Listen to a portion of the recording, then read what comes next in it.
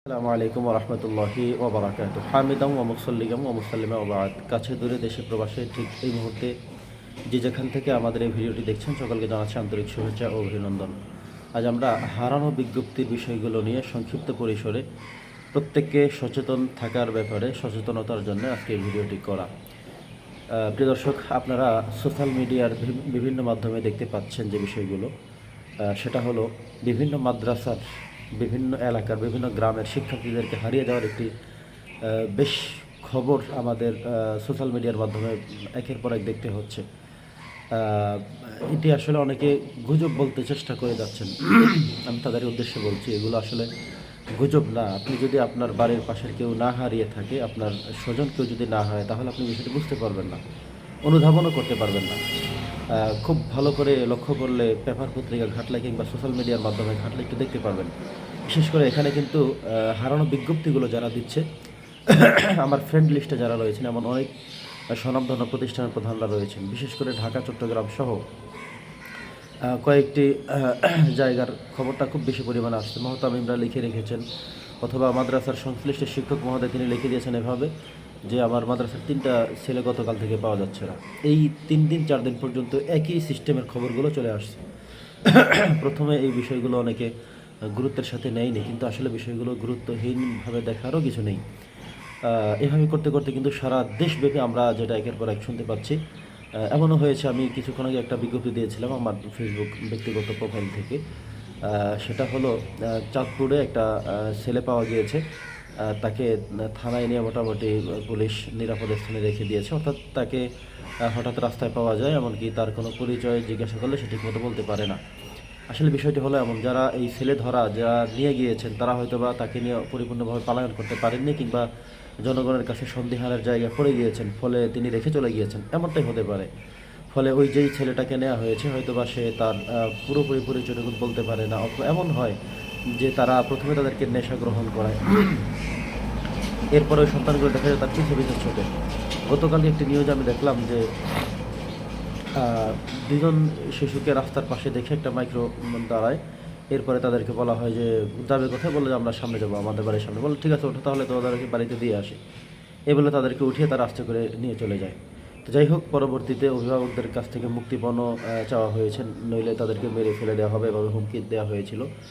যাই হোক, অবশেষে তারা মাইক্রোর জানলার বাহিরে দিয়ে যখন এই চিৎকার করলো, কেউ একজন দেখতে পারলো, একজন অটোওয়ালা দেখতে গিয়ে পেয়ে তাদেরকে দ্রুত সেখান থেকে ফেলে দিয়ে চলে যায়, তাদেরকে নিয়ে আসতে পারে।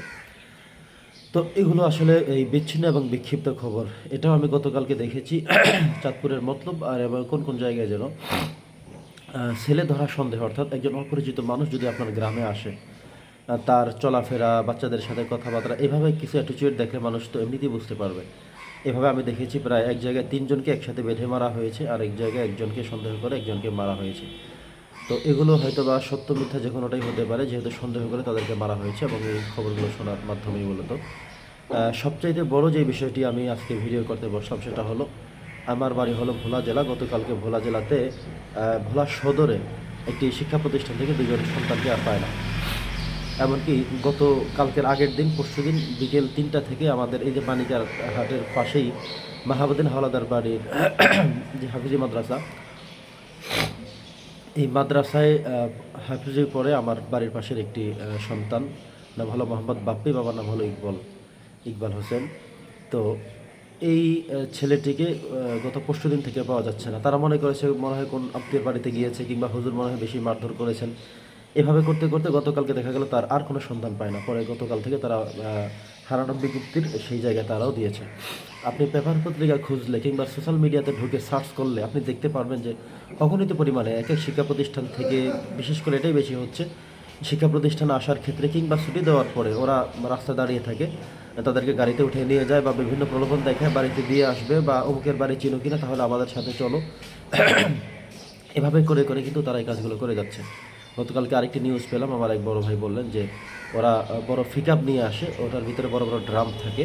তো ওদেরকে আস্তে করে নেশাটা এমন যে তাদেরকে কানের নাকের কাছে ধরে ওরা, মানে তখন আর তাদের সেন্স ঠিক থাকে না। এরপরে তাদেরকে নিয়ে সেই ড্রামের মধ্যে বন্দি করা হয়, আটকে রাখা হয়। তো তারা সেখানে আর বেশি কিছু বলতেও পারে না, চুপচাপ করে নাকি বসে থাকে, তারা মারা যায় না, চুপচাপ করে থাকে।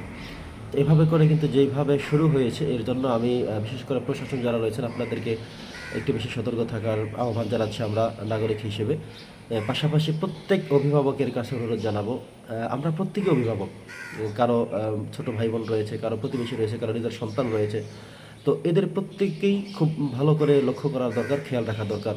কারণ এই প্রতারক চক্ররা খুব বড় একটি চক্র হয়ে নেমেছে। এরা আসলে এই ছেলেদেরকে ধরে কি করছে, কোথায় মানে সাপ্লাই দিচ্ছে বা কোন কারণে তাদেরকে এভাবে করে যাচ্ছে বেশ কয়েকদিন পর্যন্ত, সেই বিষয়টি আমাদের কাছে এখনও অস্পষ্ট। এগুলো আমরা যদি একটু সোশ্যাল মিডিয়া আর একটু কথা বলি কিংবা এগুলো আমরা বেশি প্রচার করি, তাহলে হয়তো জনমনে আর একটু সচেতনতা বাড়বে।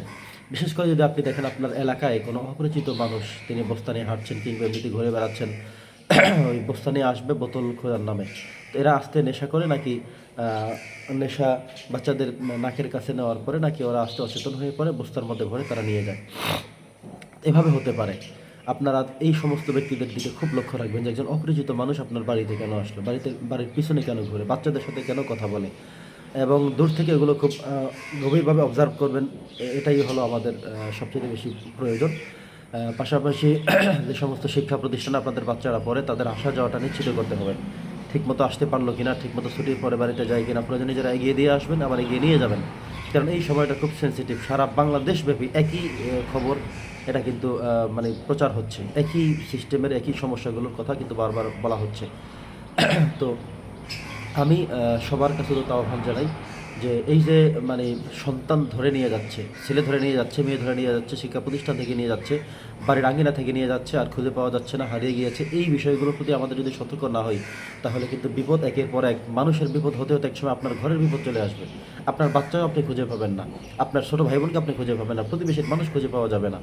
তো এই বিষয়টা নিয়ে আমরা প্রত্যেকে যার যার জায়গা থেকে সতর্ক থাকি, সচেতন থাকি। আল্লাহ তালা আমাদের সকলকে নিরাপদে রাখুক, আহসান রাখুক। বিশেষ করে প্রতিষ্ঠানে যারা বাচ্চা লেখাপড়া করান, তাদের আসতে যাইতে এই সবগুলো নিশ্চিত করবেন। শুধুমাত্র প্রতিষ্ঠানের দোষারোপ দিয়ে দোষ ধরে বসে থাকবেন, সেটা হতে পারে না, এটা কাম্যও নয়। বরং আমরা প্রত্যেকেই প্রত্যেকের জায়গা থেকে সতর্ক এবং সচেতন থাকা দরকার সব সময়ের জন্য। আল্লাহ তালা আমাদের সকলকে নিরাপদে রাখুক। আসসালামু আলাইকুম ওয়া রাহমাতুল্লাহি ওয়া বারাকাতুহু।